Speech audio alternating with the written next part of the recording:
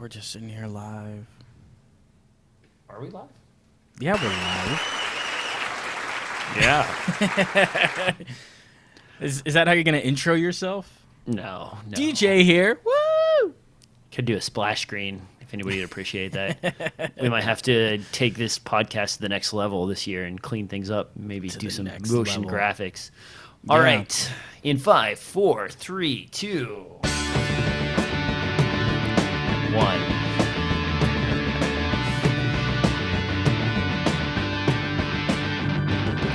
Hello and welcome back to another episode of DSLR Film Noob podcast, where I have no control over my fader at all because you have no control. Man, this is just a weird day.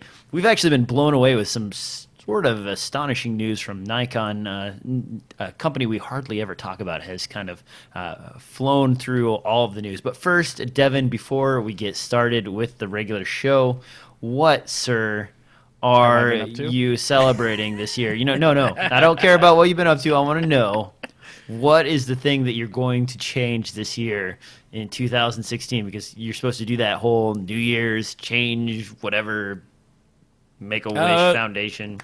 Nope. I'm just gonna keep being me. It sounds crazy, but it's true. I don't know. I don't really have any kind of like regrets or I need to do more of this or any of that kind of stuff. Any major projects on the horizon? Yeah, I've got a few shorts. I mean, not that major, but I've got a few shorts potentially coming up. I got like 2 or 3 writers I'm talking about, trying to get some stuff together. But no, I never, I don't know. It's one of those things that I either am going to do this and I start doing it right then, or I don't. It's very rare for me to reflect back on my year and go, oh, I should have done a lot more of this. Just because either I didn't think of it at the time, so it wouldn't have mattered, and now I am thinking of it, so I'm going to do it, or it just is not that important to me. So I don't come around and be like, oh, I'm going to eat better and like work out more or something like that, because I'm like, I already do that as well as I want to. Like, I already get active enough or whatever, and, most of the time, half the time, my work is somewhat physically active. Like, I'm already out doing that kind of stuff.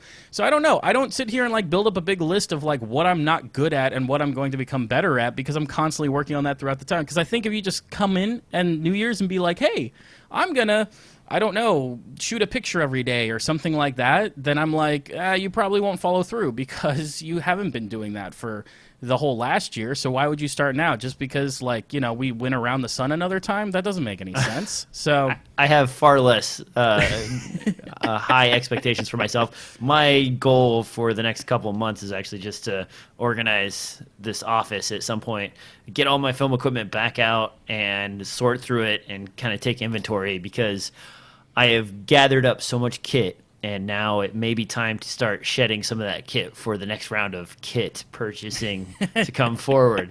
You get into this mode where you buy a bunch of stuff and you use it, and then you're like, well, I kind of want this new thing. And the new thing for me, I don't know what it is yet, but I see so many cameras coming out that I feel like NAB this year is going to be the sweet spot for possibly another camera purchase in my collection. Because I'm looking at the GH5 myself, but you think the GH5 will actually be something exciting enough to really... They're smart enough that they aren't going to produce something that doesn't have at least some significant improvements. And so even if it's just... It could even be small things. Even if they're just like, oh, we have slightly higher frame rate and a slightly higher bit rate, and they decide to sell it for $1,800 again or something like that, I'm like, that's good enough for me that I'm not going to buy the older model, I'll buy the newer one. I don't imagine at this point that there would be... It's one thing if you're jumping one generation, but since I'm still on a GH3, no matter what, the GH5 is going to be the best pick probably of the two, just considering like whatever added features they add. It's much different if it's like you and you've got a GH4 and you're like, well, is a GH5 really going to get me that much? I mean, we did see that the AS7S Mark II, whatever, that thing went up to 4K internal, so that was a significant improvement. So, I mean, you're right. The GH5 could be kind of minor improvements, but at least for me, I know that it's already going to be a huge improvement over what I already have, and it would just, I don't know, it would eat away at me if I went with the more economical option of getting a GH4 over a GH5, knowing that I don't have the latest and greatest. I'd cry about it, so... It's not the camera, man. It's not the camera. On that note, I think it is time for the news. Time for the news. Time for the news. As I hinted at earlier in the show, I wanted to talk about this, and this is actually the number one item here on my list. And I say that as I bring up the picture of the wrong item. This is the Nikon D5. This is impressive. Nikon has basically come at us today with a number of announcements, really interesting stuff. And the first one on that list is the D5. The D5 looks to be a competitor to the 1DC, which has been out for quite some time. Priced at $6,500, it's far less than the initial price offering of the 1DC, and they've already got some very nice looking footage from Nebraska, of all places, of the D5 in operation. Devin, do you think this is going to bring Nikon back from the brink? I don't know. You know, that is the question I think that all the Nikon fans have on their mind, because as we talked about before the show, the D800 was supposed to be a big competition for Canon in the video market before things like the C100, C300 came out, along with mirrorless. So I feel like that kind of fell by the wayside a few years ago when they came out with that, even though it was supposed to be a solid video camera with a lot of solid features, dedicated headphone output and everything else. Here, I think that they've got all the right ideas. I love the fact that it's pixel-to-pixel 4K. If I recall right, that's going to, help to eliminate issues with moire and other things like that, and maintain sharpness and quality, because it's not downsampling sensor data. It's just using a 1.5 crop of the sensor to deliver that 4K image. I didn't see any word on bit rates yet, and of course it's super pricey, and I think it's going to kind of exist in the same way the 1DC did, where everyone goes, wow, look at this thing, it makes Canon look really cool, but no one really buys it except for high-end photographers, and they don't take video. Yeah, I'm looking through the spec sheet, and I've kind of, before we started the show, I was reading through this too. Not sure yet. I haven't seen anything on the Kodak for this guy. The problem with the 1DC was, the Kodak. There was numerous issues with audio recording, with video, as well as the price.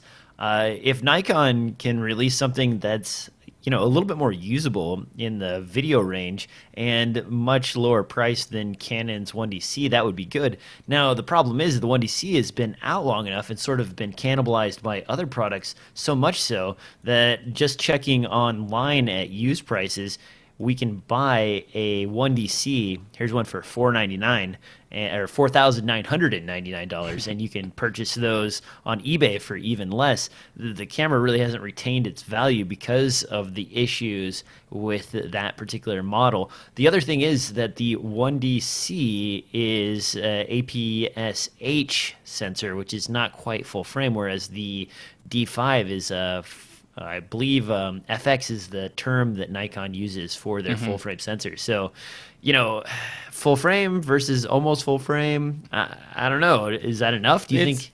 Well, if it delivers that great of an image, I think most people are already used with what's kind of close to the equivalent of a super 35 millimeter image. While, there's a lot of people who do like as shallow as they can get it with their Canon L glass and their 5Ds and whatnot. For actual video production purposes, I think that the full frame is not nearly as necessary as just having high quality video. It's interesting here because, once again, it's a lot of video-wise, just focusing on the video portion of this, because that's partially what they're kind of advertising about this. It doesn't have any features. Like, it seems to shoot, what will probably be really great video. They show a few samples, but it's YouTube compressed, what have you. But then, like, feature-wise, besides external and internal recording, they don't seem to have a whole lot there besides, like, we can shoot a flat image. So they've got some kind of log that they'll come out with, and then they've got zebraing for exposure control. And, like, that's it. They don't mention, like, focus peaking or any of that kind of stuff, or false color or scopes or anything else. So in terms of like an actual video tool, for the price, this is severely lacking, considering a lot of the other options you can get at $5,000. So I don't know, because Nikon isn't coming out with their own series of video cameras like Canon does. I don't, or at least we don't know. I mean, they might pop up with something at NAB, but I think that they should just mostly focus on building a better stills camera, and I think that just like it's bigger brother, the older version, this does exactly that, plus a few cool new features, like you can pick between XQD or compact flash. So that gives you options for how you want the camera set up for you and whatnot. So there's a lot of cool stuff I like here, and the quality in the photos and the 12 FPS is absolutely, great and brilliant for a DSLR camera. It's just one of those where I don't think that there's a whole lot of compelling video options to go here, just like the 1DC really wasn't a compelling video camera. I think even if it didn't have all the problems it did, I still wouldn't see a lot of people using it because of the price point. There's better dedicated video options. Now, it does look like, I'm going through the specs, and I did finally find the codec. Looks like you can record in either H.264 or MPEG-4 formats. This gives you 10 minutes of 4K recording at the highest quality, or up to 29 minutes and 59 seconds. So the European tax dodge is among us for regular quality, or what they're calling normal quality. It does look like they're rolling their audio in with the file format, so you don't have separate audio issues to deal with, built-in mic inputs, all the regular stuff.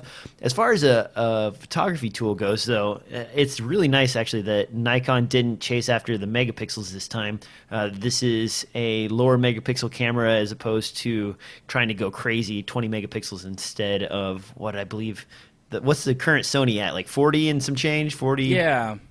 Yeah. So but seeing a focus on low light, I think that's huge.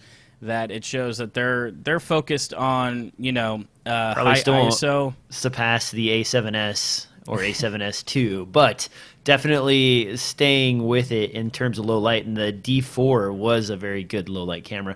Nikon has also, besides this announcement, announced some other film tools. They are now adding STM, which is stepper motor driven lenses, to their lineup. If you're not familiar with stepper motor lenses, these are what you see in Canon's line of STM film lenses. They use a different type of motor to drive the lens and focus system, and that gives you faster autofocus in video mode if you need autofocus in video mode. But the problem is, and it looks as though Nikon will be suffering from the same issue, is the STM motors do not have the power to drive a lens as big as a USM motor can handle. So the ultrasonic motors definitely have a little more torque, and we're seeing that in this kit lens that Nikon has released with an STM driver. This is 18 to 55 millimeter f3.5 to f5.6, so pretty mediocre across the board. And it's a kit lens, yeah. Yeah, and we've seen this with Canon's STM motor or motor-driven lens offerings, where they're all f2.8 or I think the fastest prime they've released with STM is that little tiny pancake 40 millimeter f2. Was that f2 or f2.8? Do you remember? F2, I thought. Anyway, don't quote me on it. Don't quote me on it either. I just started, rambling about this because I'm thinking about all the different aspects of this. It is interesting that Nikon is getting into that sort of autofocus and video mode. What do you think, Devin? You think we'll see a lot more lenses like this with STM motors? Sure. Yeah. I mean, why not? As long as you can keep inside of this world of physics where there's just so much you can do, considering size, weight, power, and everything else that's going on. But no, it's good to see, but I don't think that maybe they should be selling it as video. I don't know. I don't think anyone's looking at Nikon for video mode anyways. I think that they turned a lot of people off when they said that they were going to update the D90 to do 1080, and then they decided not to and just told people to buy their newer camera. And I think since then, they keep just looking like they're chasing behind Canon. And so I feel like anything they do now, unless it's like coming out with a dedicated video camera solution, even if it was something like that weird Canon, what's it called, DSLR hybrid thing or whatever that no one likes, XC10, or we don't like. Yeah, XC10. Unless they come out with something like an XC10 that's centered around video, I don't know if anything they do here with DSLRs is actually going to make a splash in the marketplace, because right now it's completely taken over by mirrorless. If you look at anyone's video of what are they packing to go cover CES right now, everyone, I mean, besides some guys like MKHD who have like Reds 6K cameras and stuff like that. But everyone else, is running around with A7Ss and A7Ss Mark II and maybe even A7Rs.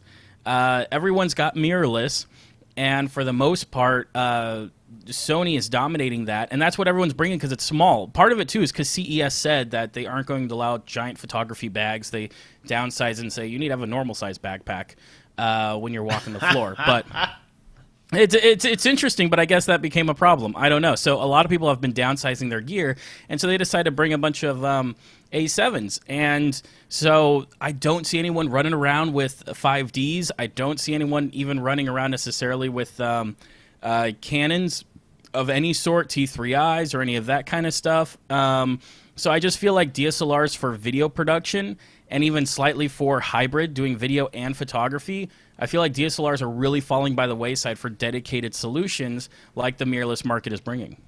Now, for myself, I will say that when it comes to stills photography, I still rely. Get it? Stills photography. Yeah. Wah, wah, wah. All right. It's not clever when you have to point it out yourself. The point is, my 5D Mark III is still my go-to for photography, period. Like, I love shooting on that for stills. And, the GH4, it's good. I love filming with it. It's a great tool. But when it comes to stills, there's still something better about the look of a full-frame camera to me. I absolutely love shooting stills with my D90. So I still go out and shoot a lot of stills with the D90. Now, moving on down the line, we've talked a little bit about Nikon's lenses, Nikon's new camera, the D5. Let's sort of look at this, the action camera. The action camera from Nikon is called, what the hell, this thing, man. Something weird. It's called Something Weird. I didn't include the name in my story, so I apologize. This is actually Devin's ad. You know what? This is, I just want to... The KeyMission 360, an action camera equipped with 360 video recording function. Okay, let's just dive into this quick. The KeyMission 360. What kind of name is that? That has to be the worst name I've ever heard for a camera. The camera itself, it has two cameras on the front and the back. It's another entry into the 360-degree camera market, which has been saturated lately with companies like Kodak and even, Nokia has a 360-degree camera. Now Nikon's dropping this, and this is not for sale yet. This is just to be announced and seen at CES. It looks cool, interesting, I guess. Devin, do we need another 360-degree camera, and is Nikon wasting their time? Geez, we don't need to have a conversation about 360 cameras every week, DJ. My gosh, it's one of those. I know it keeps popping up. Everyone's hitting this market, and I feel like they all think it's going to be a very big thing, but nobody has, found a great way for it to interact and usability and everything else. And most of the people who I've seen have started using 360 have pretty much stopped by now.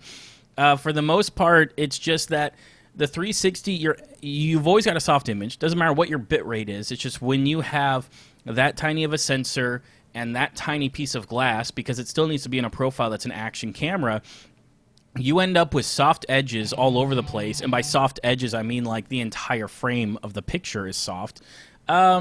And it lacks a lot, even when you compare to like the GoPros. You just get a way better image out of something that's not trying to stretch 180 degrees around itself. So then when you look at this footage, it doesn't look impressive. It doesn't inspire anything. And then going back to the conversation we always have where 360 video is always something you need to interact with. And that's not always ideal because some people just want to passively watch something and enjoy it. But I do understand that VR is starting to take off, and most people are like, oh, VR, this will be the future of watching VR. And I don't know, maybe with a joystick or something, but when I sit down to watch something, I'm not usually in a swivel chair. So it makes it hard for me to turn my head 360 to see everything that's going on. So I wonder what the price is going to be on this, though. It is interesting. At least it's not doing that sort of warped image look that you get out of like a Kodak like bubble camera that they've got there. Right, but at the cost of softness too, because I feel like that's doubly the reason why it's soft. It's not just the super wide angle lens on a tiny sensor, but it's also combined with the fact that it's de-warping, and the de-warping is taking 1 pixel of data and stretching it and covering 3 or 4 pixels with very limited data. So the whole thing ends up being very smeared and very soft, because that's just how all these action cameras work these days. So the pricing will probably determine where it sits in the market, and I don't know, maybe at CES GoPro will have something to say about 360 video, because we haven't seen them do anything besides stitch them all together, which always ends up looking really good. It's a super costly solution, and it's not convenient for anybody, but for, I guess you could say, professional 360 video, combining GoPros have always been the best way to do it. So these dedicated 360 action cams, though, I just don't know who they're for, because I feel somebody's going to buy one for somebody's going to use it on their trip, and then I don't know, like them panning it around, oh, let me show you this video of me, and they got to like pan to whatever they're trying to show the person or something like that. It's just so rare for when you're filming something for the action to be happening all around you and not just kind of like, selectively in front of you. So it might be nice, though, if this generates 2 images, one from each camera, the front and the back, and you were able to maybe do something like a picture-in-picture. So the scenery around you and your reaction, maybe like, if you're doing skydiving or something like that, it would be kind of cool to have that perspective in one camera as opposed to having multiple cameras to capture that same shot. If it's $300, I mean, that will probably sell. Or less, they'll move with units, the price. But it's 4K, and no one's made a 360 4K camera as far as I can recall right now. Unless you're stitching GoPros together, then of course you can get 4K. Which is always interesting too, because when you say 4K, it's like, well, is it 4K when you fully have an unwrapped image? Or is it 4K on each camera? Or is your normal viewing of like 50 millimeters on that spherical image a 4K image? So that's another thing that I find weird too, when they like advertise 4K. I'm like, well, that could mean any number of things when you're talking about 360 video, because the way that it's experienced is not in a defined box. So I will say, to Devin and I's defense, normally we are a little more thorough with the news, but these items have just come at us right before the show. So these are all announcements that popped up today and within the last 4 to 5 hours. So we will dig deeper into these as more information comes out. Hopefully we'll see more information as CES approaches. It's really weird that all of a sudden, after almost an entire year of silence from Nikon, we're just getting hit with a bunch of random, strange, sort of an odd combination of items. Hopefully it shows an improvement in Nikon's sales, because I would hate to see Canon be alone. I think it's Nikon struggling. I'm going to interrupt you here. I think it's Nikon struggling. I think it's them grasping at straws. When you consider that it's, they used to dominate the DSLR market, I say that vaguely, but both Canon and Nikon, back in the heyday of digital DSLR, they were both the premieres. They're the two you considered, if it wasn't Hassel, whatever, and, anyone else. But now they've completely fallen by the wayside. They have no video offerings. And now DSLR, the market share is going away over to mirrorless, even for photography purposes, hobbyist purposes, and everything else. I don't know, man. I gotta say that photographers, as I see photographers in the field, they still are generally using either Canon or Nikon kit. You don't see a ton of stills photographers running around with Sony A7 series cameras. I know there are a few exceptions out there of prominent photographers that are like, this is the best camera ever. But the AF system in the A7 line isn't as good as you get in some of these. Oh, no. I understand that, and it'll probably, if it ever happens, it'll be a long time till we see professionals using mirrorless. But when I talk about market share, I'm talking about most of their money is made from hobbyists or from families, or somebody buys something as a gift, and is made by the consumer base, because there isn't that many professionals that are actually making money doing photography. It's a very small number when you compare to how many people actually buy their cameras. So I see Nikon trying to push more into the consumer market by making an action camera, even though they're now the last people to the game, because like you said, everyone else has made one. And otherwise, when people now like, oh, so and so really loves photography, she's taking a photography class, let's get her a camera. They're gonna start looking on, online and see, oh, mirrorless is a really good option. Maybe we should try mirrorless. Look at how cheap it is, and look at the quality you get. It's just overall the market share is dwindling, and that shows in Canon having renewed effort in going mirrorless, as well as all the other mirrorless cameras exploding right now. In the video space, as well as then for hobbyists or consumers. You're right, pros, they love, and like we both said, we both love shooting with DSLRs when it comes to photography. We love that aesthetic and that feeling and the kind of control it gives us. I love my primes. And your primes. But when it comes to the business of it, I think that the market share for DSLRs have been steadily declining over the past couple of years, and mirrorless market share has been holding strong. So I think that this is Nikon kind of struggling to try to find out where they're going to be. Are they either going to downsize their company and stay in the DSLR market, or are they going to expand out and try to be more of a consumer-focused company like Canon's been doing for a while with point-and-shoots and mirrorless? Two of the things that continue to come up in almost every show over the last couple of months has been A, 360-degree cameras, but B is massive SSD hard drives, and this is yet another case of that. I just threw this in the show notes because I kind of like it. That segue. It is a Samsung T3 series. This is a 2 terabyte USB 3.0 SSD. Price is expected to be somewhere in the $800 range. That is a massive amount of storage space on an SSD that basically can saturate USB 3.0 at about 450 megs read and write. The current price on the 1 terabyte models of this are somewhere in the range of $350 to $450. At what point do we get too big for our britches as far as SSDs attached storage is concerned? It's that is interesting, because I've been looking at this for things like this. Not even this necessarily, but even you can get SSD speed out of some USB drives, like at 128 or 256.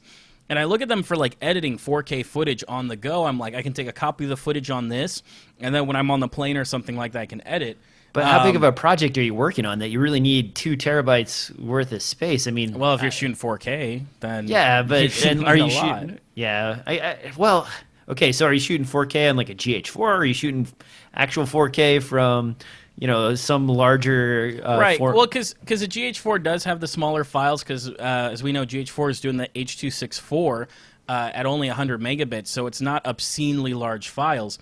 But no, as a working directory, as a place to dump the raw footage when you're out capturing stuff and bringing it back, 2 terabytes, you're right. I don't know exactly what would fill 2 terabytes except for an entire project, a feature length or something like that in H.264. I could maybe see it becoming useful for things like the Sony, FS series, because they're doing that MXF format, what have you, which is a bit higher bit rate.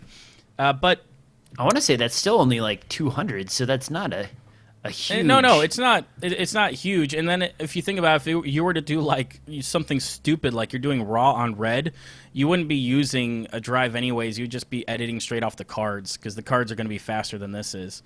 So, well, or work off proxies and then send everything off. You're not, because you're not going to work on. But for me, the 1 terabyte I feel like is a sweet spot.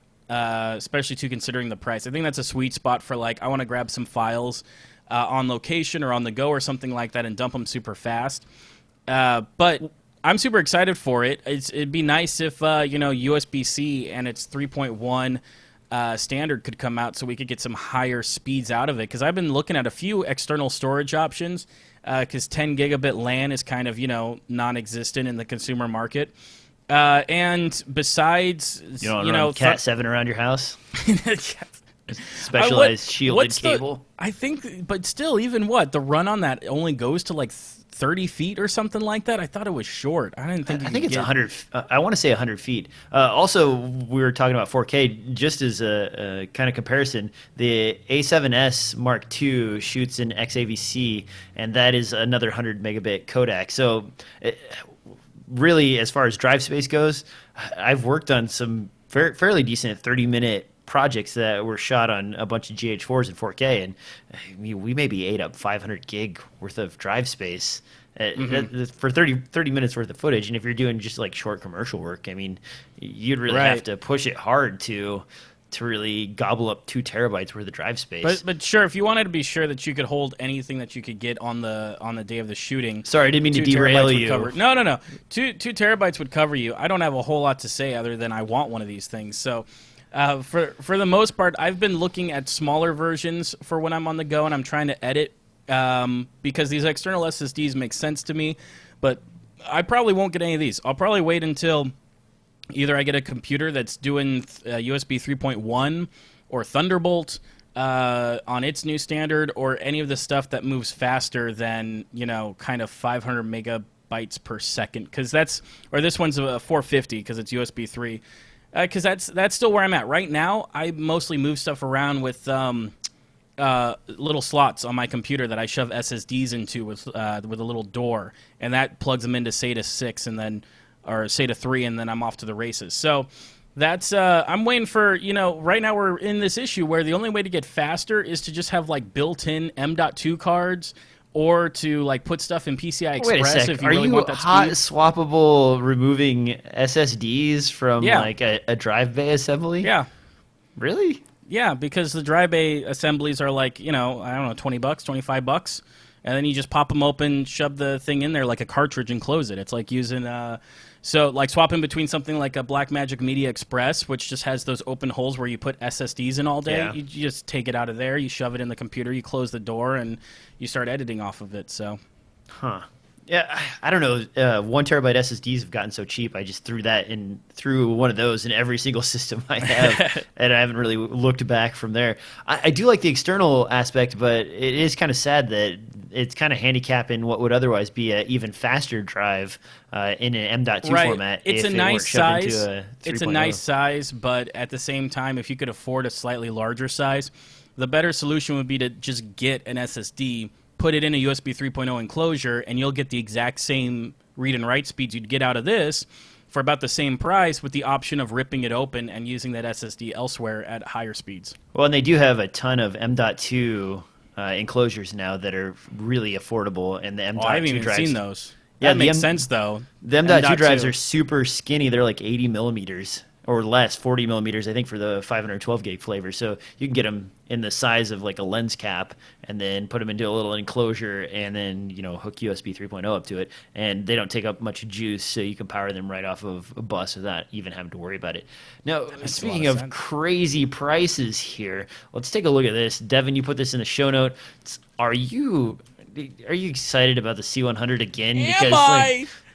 How many times do I have to trash on the C100 to keep this out of the show notes? I think this is Canon's probably been waiting to drop these prices for a while. I've got a feeling that the C100 is not selling well and hasn't been selling well because just about everyone I've seen either couldn't afford a C100, so they rent it all the time, or they bought a C300, or they rented a C300. I see very few people talking about wanting a C100 or using a C100 or anything like that. I just feel like they have a very narrow market. Most people, if they're that serious to spend that kind of money, they're like, well, I'm serious enough, I'm going to get the C300 with all the features you get with that. I like the electronic selection for the ND filter and autofocus, higher bit rates, all that kind of garbage. So I think that they just didn't want to drop it at the same time they dropped the C300 because they pissed off a lot of people when they dropped the C300. And here they're going to piss off however many people bought a C100 because this is a significant price jump. And so I think part of it is competition. I think part of it is... I think the used market is flooded with C100s. 2014 and early 2015 was like the time that everybody seemed to want a C100. And even I fell into that category. In 2014, I owned a C100, didn't like it at all, hated it, got rid of it. Thank God that paperweight is gone. But now, you go look on eBay and under $2,000, you can pick up a C100 original version, and you can get the C100 Mark II for under $3,000. It's so crazy that much price drop. I think people just weren't super satisfied with it. And then when you compare like Sony's offering, I mean, Canon always has that Canon name, so they feel like they can charge a lot even if they don't exactly build a brilliant product. That's just my opinion. Other Canon fanboys will have something to say about that, but when you consider Sony's lineup with the FS7, FS5, and whatnot, you kind of compare that side by side with the Canons, and you're like, yeah, why does the C300 cost this much? Because I could go out and grab an FS5 and be rocking 4K and a bunch of other professional video features that are still kind of lacking on a C100, because let's face it, it's purposely crippled in order to keep it in a certain price point compared to its bigger brothers like the C300 and the C500. So I'm not surprised to see it drop. It's just one of those that it's disappointing to see because it will drop. And so that leads us beautifully into our next story of the FS5 has got a problem, it appears, with motion artifacting. So what you might be able to see on the feed, might not, because who knows, it's playing Vimeo through a YouTube capture, whatever, is some horrible noise, right?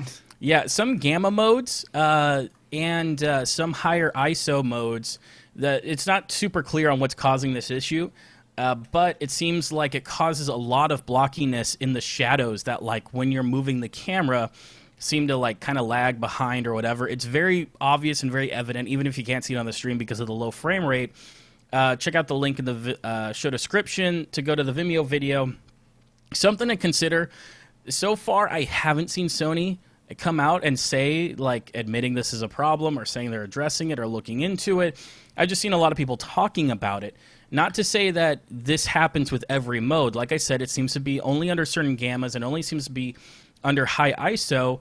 And at the same time, it seems to happen both on the internal recording and externally through HDMI. So it does seem to be somewhere down in the way that it's processing the video for doing its low noise.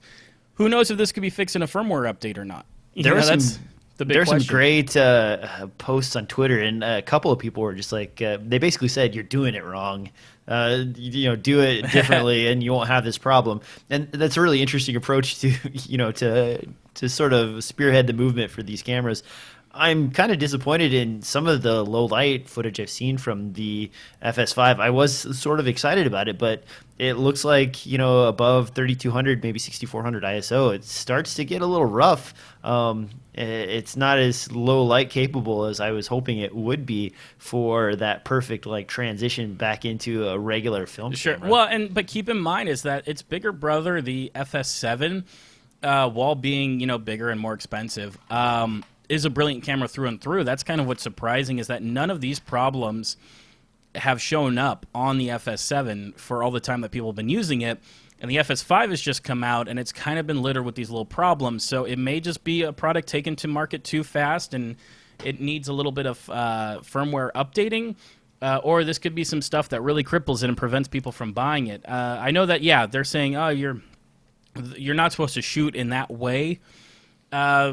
You could say that, but it's one of those that these are some pretty glaring issues that shouldn't be. I don't know, that shouldn't be the camera issues. didn't come out fully baked, basically, is what you're saying. Yeah, now, I will say though, and this is another problem that it hasn't really been talked about much. I know several people that are shooting on FS7s, and they have a laundry list of complaints about the FS7.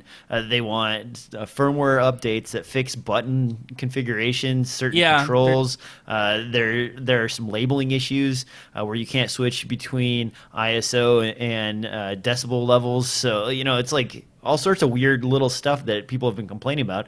And maybe it's just because Sony's having growing pains moving through so many cameras so fast. I'd say that because this is we even had the black spot in PAL format in was it the A7S Mark II just recently? And that's a fairly amateurish mistake to make. And obviously they know how to fix it because it wasn't a problem in NTSC format. It was only a problem in PAL format. And with the FS5, maybe it's again half-baked firmware to get this out before the rush of new cameras hits the market and sort of create buzz and traction. And it could be too that they're trying to be out there with the Mark II series from Canon being out there. They're competing on that level, and maybe that's why they'd release something a little early and have it. Because the only camera I can think of that came out and seemed to work without problems has been, the GH line from Panasonic, because their firmware updates are always like one or two things, but it's never really, they either lack a feature that people really want, then necessarily like this is a problem we need to fix, like the A7S has had and some of Sony's other cameras. I think you're right. I think they're trying to get themselves into every market competitively, and they may be taking some shortcuts in doing that. So now something really sexy, and this is sort of a side note here, is the FS700, which is also, if you don't mind the weird squarish form factor, it's a really decent camera. It looks like it's dropped down to sub $3,000 on the used market. That's a pretty attractive package for that pricing. And I know the 700 is going to be something that's sort of getting phased out over time, but man, $2,500 for a full-featured FS700, I mean, that's a pretty good deal. It is a really good deal. I mean, when you consider that you've got 4K possibilities on that camera, as well as up to 960 FPS, that's still a force to be reckoned with, even though everyone's gone on to like, oh, look at how great low light the A7S is. In terms of being a video camera, yeah, the ergonomics, that's one of the things they fixed when they went to, this new FS line, but that's also, it's not without its problems. But in this case, yeah, it's that's really something to consider, because that camera still produces brilliant images. This isn't like when you take a jump from something like the 5D to like a C300. Like, that's a huge jump in quality and bit rate and sharpness and everything else. If you took the FS700 and put that side by side with one of these other cameras, I think you'd be hard pressed to really be able to tell the difference between the two, because they both resolve, great detail and everything else. I mean, the newer one's a little better at low light and whatnot, but in terms of just producing great images, the FS700 has been a workhorse, and I really don't think it's necessary to retire that camera yet if you're, looking for some great images on a budget. Now, I'm going to post some links in the show notes here, too, a few comparisons of the FS7 versus the 700. So if you are in the market for a used FS700, something to keep in mind. Moving on down the line here, man, I don't know. I've never had an iPhone. Devin threw this in the show notes, so I'm going to throw this to you, man. What is Filmic Pro, and why should I care? I've never had an iPhone either, but everyone I've talked to who has an iPhone, who has shot a little bit of video with it, say that this is the best app ever that's made for iPhone for recording. You can lock exposure and focus and lock all these settings and choose a bunch of pro settings and like record, I guess, higher bit rates than the iPhone would originally record on its own. Like all these kind of pro features. And so everyone's always wanted like the king of, I get camera apps or whatever to come over to Android. But Android has such a diverse market of different devices and manufacturers that it's kind of impossible to make one app that does it all. But this is their first attempt at that. I think the list of supported phones is maybe like 8 or 12. It's a pretty short list. But your newest flagship phones from Samsung is on there, as well as I think like Sony Xperia maybe, and LG. So in any case, it's $10 if you're looking for, I guess potentially what could be considered the best app to shoot a short film with. Like, that's weird to say, but that's kind of the world we live in now. It's basically just access to all the regular controls like exposure and white balance and so on that you would want out of like a regular camera. Is that yeah, and as well as like having a finer control usually over things like frame rate and stuff like that. I know that FilmRite a while back talked about they used it when they were trying to prove that you could make a short film on an iPhone. But yeah, offering 50 megabits of codec quality at 1080p is kind of a big deal because most phones won't do that. As well as like you can choose between 44.1 or 48 hertz for audio and stuff like that, and you can actually set the audio gain. It's not just set to auto the entire time. So it's supposed to just allow you full manual control of everything, but unfortunately, because this is the world of Android, it does work on a very small number of devices, and I don't own any devices that it works on, so otherwise I probably would have given it a try. But Yeah, I never aspire to film with my phone. I might shoot a little piece here and there just because, there's something cool going on. But my phone is never the tool where I'm like, man, if only I could go to 24 frames per second on this and, adjust the white balance a little bit. It's just you hit record. I mean, I would almost rather shoot something with a GoPro than I would with my phone. This brings up a good conversation because a lot of people will say online, a lot of people who own things like an FS7 or a C300 will be like telling up-and-comers, oh, you don't need this. You can, make a film on your iPhone. It's, the cameras look great and the quality and everything else. And it's like they're right and they're wrong at the same time. It's true that the up-and-comers should probably make it on their iPhone, but it's hypocritical when somebody is like, I've got this big fancy camera I have to use, but you don't need something like that. You can just use your iPhone. I think it's just a lot of people don't understand the difference between the two, because if you make something with an iPhone, those limitations can in some ways breathe creativity into your work, as well as because there's just less settings and less stuff to worry about on your camera, you just hit record. It will focus. It'll get you to focus on the actual story element, and how maybe you're going to cut it, how you're going to, props and set design and things like that. It gets you to think elsewhere instead of putting your mind all about what lens am I going to pick and how am I going to do this and everything else. So I never want to say that I aspire or I'm inspired to go out and make things on my phone, but as up and comers today, I'd say it's the right place to start.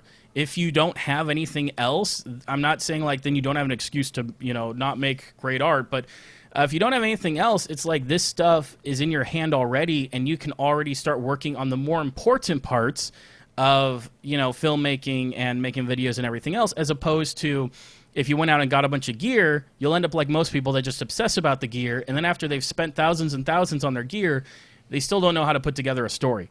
So, and I feel like sometimes it's those people who have maybe spent thousands and thousands on gear, like me, who then turn around and realize that they haven't learned anything about story, that then tell the young kids, no, don't buy anything. Just make your story. Just make your story happen and worry about it when you get, better at making stories. So now stop me if you've heard the story before, because sometimes I go on an auto loop about things. But when I first started years and years and years ago, like maybe 15 years ago or better, we shot a almost no budget feature length film, and we didn't even have cameras. You know where we got our cameras?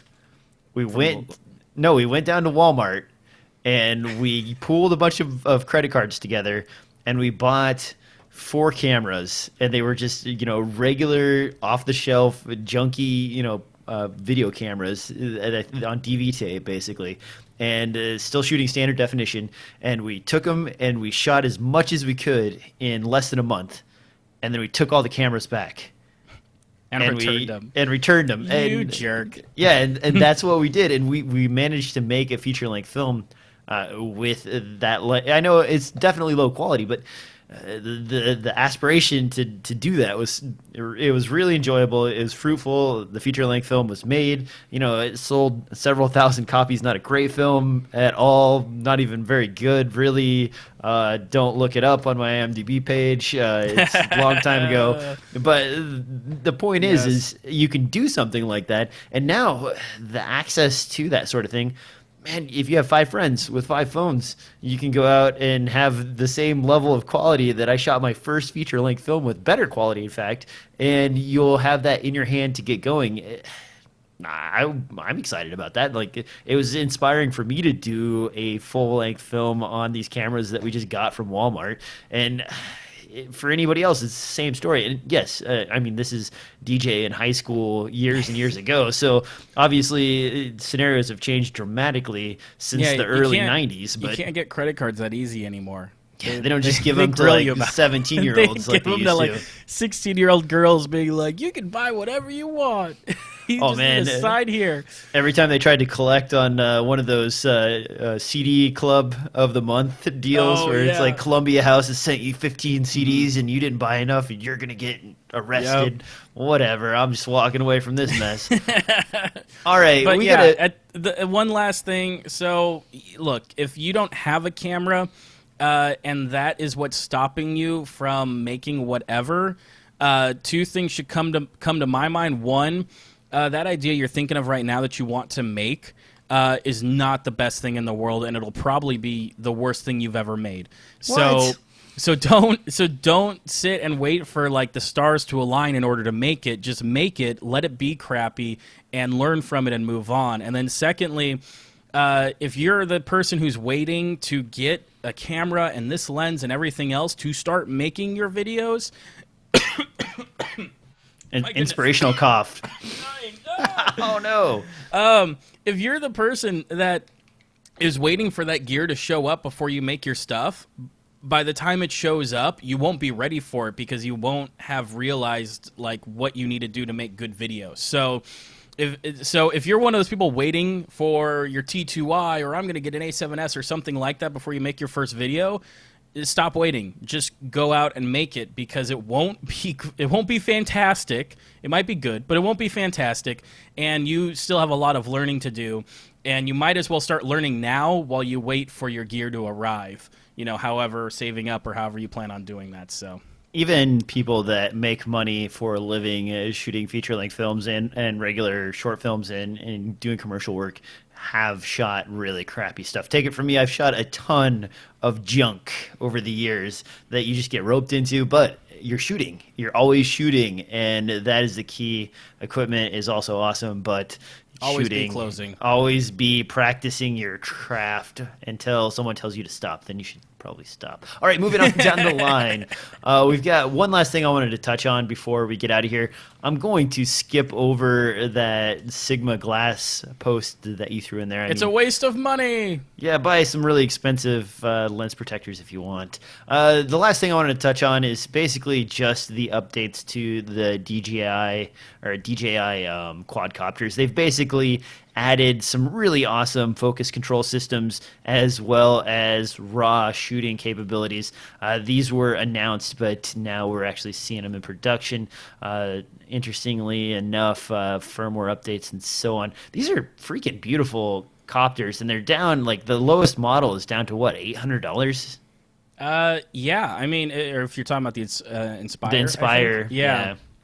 The Inspire's down there, as well as they've announced their Phantom 3, you know, that really started this whole thing off and started the company off. They've got a 4K version of their Phantom for $800, so that's pretty ridiculous as well. But you know, these guys, you can set up waypoints or just points of interest. It'll figure out how to point the camera at the ground and like orbit around stuff, as well as just like the app that they have is really well made and put together for controlling it. And now they've got a dedicated wireless focus system, which is a little nuts. And that Osmo system, honestly, if that was around 2 years ago, I would not own any GoPros at all. And in fact, my GoPros resale values are so low that if I want one of those, I'll just have to go buy one. I can't really get much out of my GoPros anymore. They're doing a lot of great stuff in the Micro Four Thirds cameras in their new systems. Man, DJI is just, they have come out of nowhere in the last like 3 or 4 years and just kind of rocketed to the top. It's kind of been the opposite of Blackmagic. They've came out of nowhere and rocketed to the middle. Yeah. Sorry. No, because I love Blackmagic gear, but I was thinking about that today. Small sidebar that because I've got the pocket camera and I use it every once in a while, and then I realized what's one of the things I'm missing from this pocket camera. Most people would say audio or something like that. For me, it's white balance. Like there's no white balance?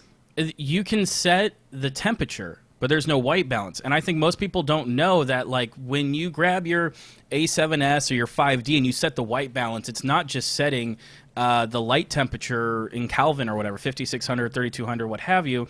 It's also taken into account, oh, there's a little too much green in this image, so I'm going to remove some green, or, you know, other things like that. White balance can make fluorescent lights, you know, and other awful-looking lights work, not be brilliant, can't you just dial it in with, like, a gray card?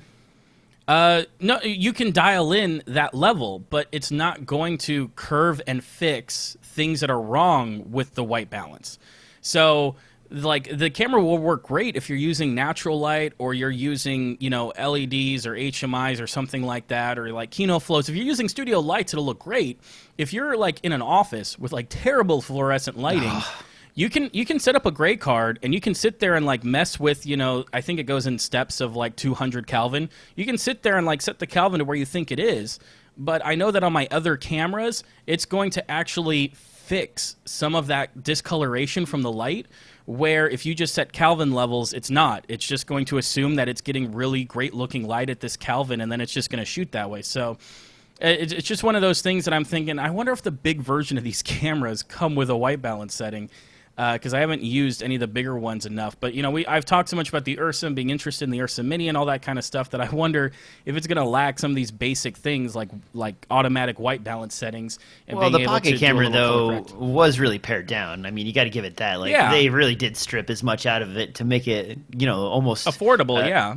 a cell phone-sized freaking camera that shoots raw footage. I mean, that is a lot to ask from such a tiny device. So, in that regard, like I would hope that they're bigger cameras. In fact, I believe they're studio. Well, actually, I don't know. I've looked through the studio menu and I don't remember seeing anything other than, you know, a Kelvin setting. So, and maybe that's what they do. And that's part of the reason why it's cheap, is because they aren't actually doing any color correction. They're just kind of setting a very basic color level. But back to this, I hate the Osmos, and I'm probably the only one who thinks that.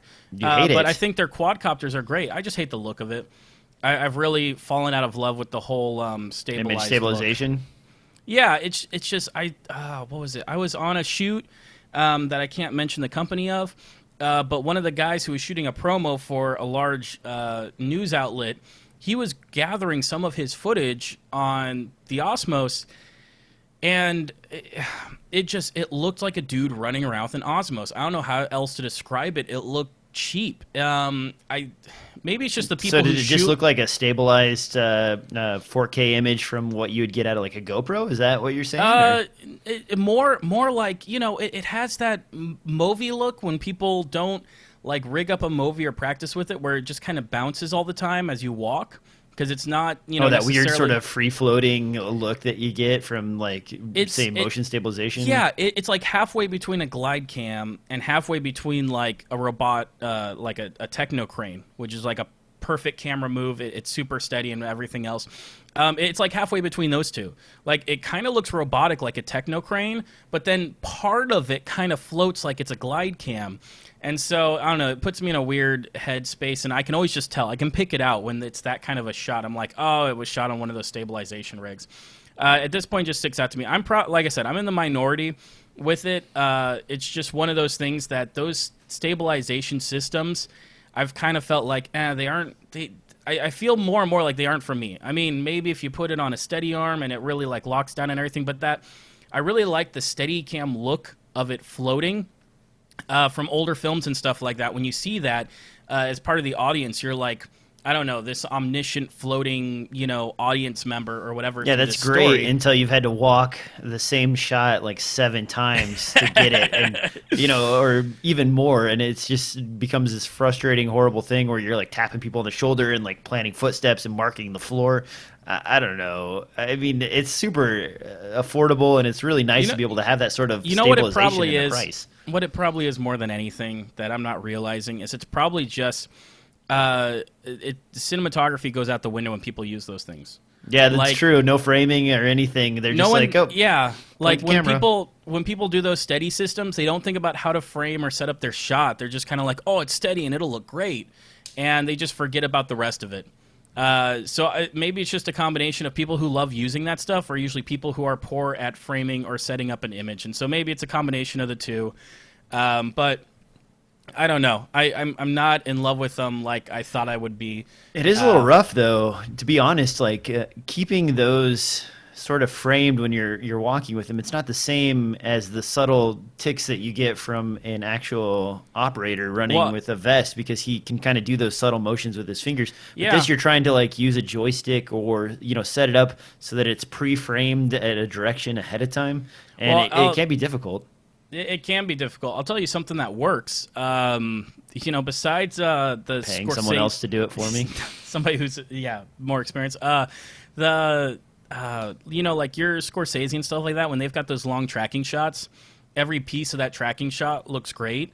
One thing that I was impressed with, I saw a Korean film called Memories of Murder, and it's in Korean, there's subtitles, not everyone's into that, but I loved the way the whole film looked, the cinematography and everything else, and even though there was only a handful of steady cam shots where they're following something, I was always surprised because at first it feels like the steady cam shot is just kind of going everywhere, and then right on the moment or the thematic cue, the camera stops, and it stops its move, and it stops in position, and then it's a wonderful looking picture. Like, it always landed perfectly and looked great once it landed. And I feel like a lot of people using these Steadicam systems, they don't think about what's it going to look like when I start, what's it going to look like in the middle, and what's it going to look like when I end.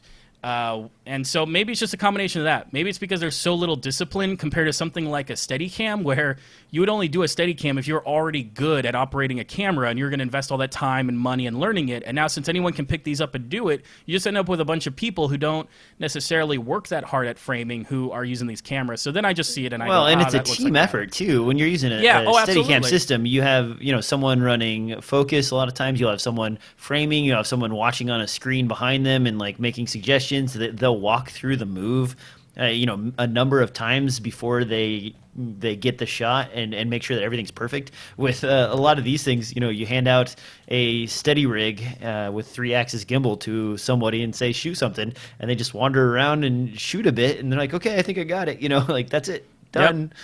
And you get lazier too, you're like, oh, well, I got 4K, I'll just reframe and post, no worries. And that's, I complain about that, and that's guilt. I'm guilty. I am guilty of just walking in and being like, all right, plop the camera down, don't even worry about framing, shoot in 4K, reframe and post, don't care. Here's your shot of an interview. Congratulations, you paid me money. That's like. That's poor filmmaking, but sometimes you get paid less than your day rate, and you do that kind of crap. And you're trying to get through the day. A tip for people who are doing quadcopters, I'd say, is remember the rule of thirds. I'm so tired of seeing quadcopter videos where the subject is always centered, or it's landscapes.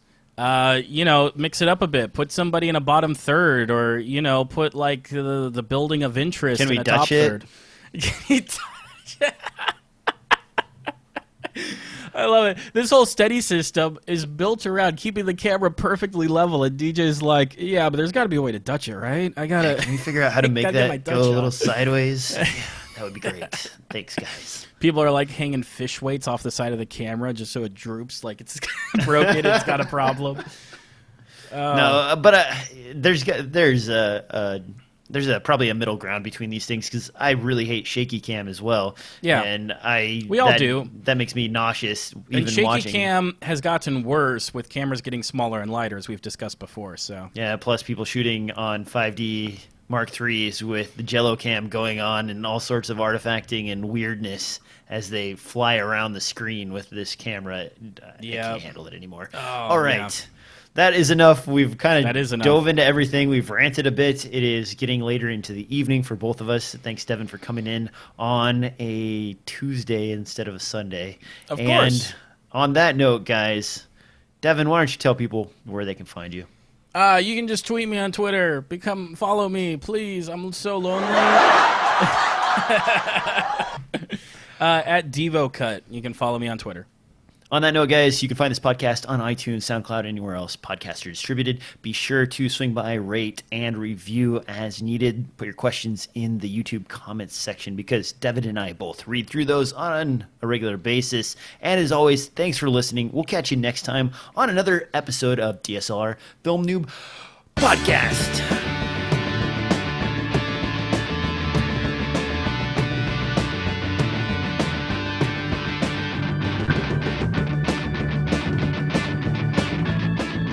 Even though I don't have a drone, kind of want one just to fly around.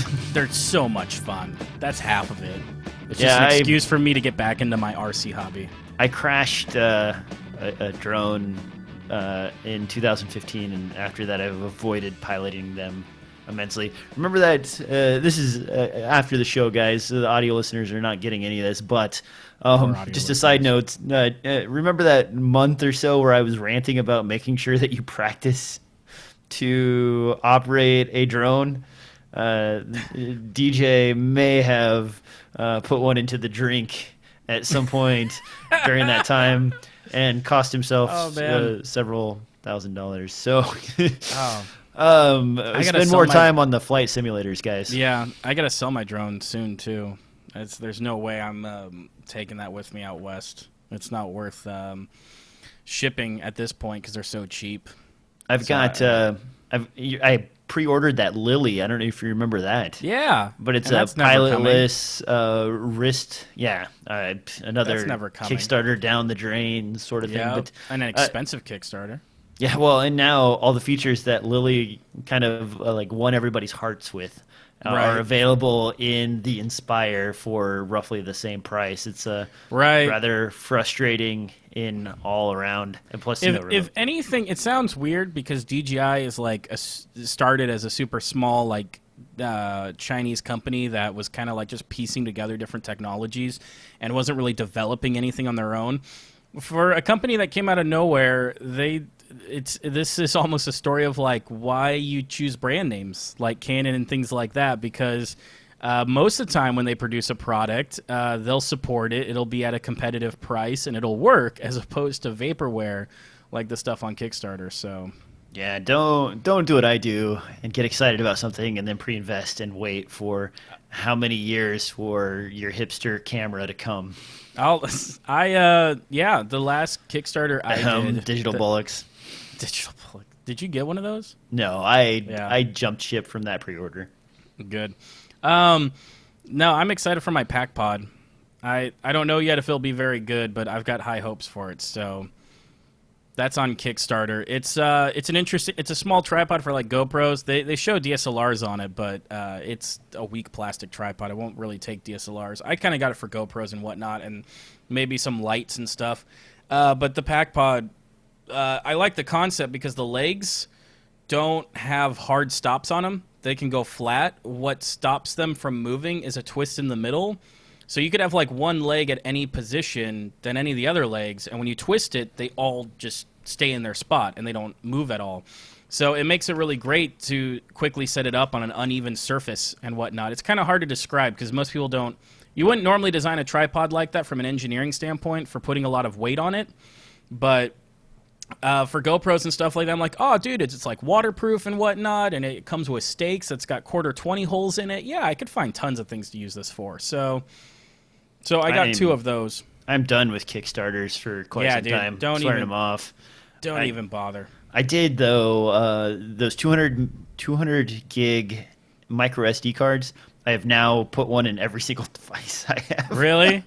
Oh, they're super fast, man. Like, I just as an example, like I had to fly last week, and I needed to, or I didn't need to. I wanted to watch like the entire Star Wars series before I started in on the new film. Sure. And transferring to a regular micro SD card, it takes quite a while, especially if you're using one of the like cheaper 128 gig cards.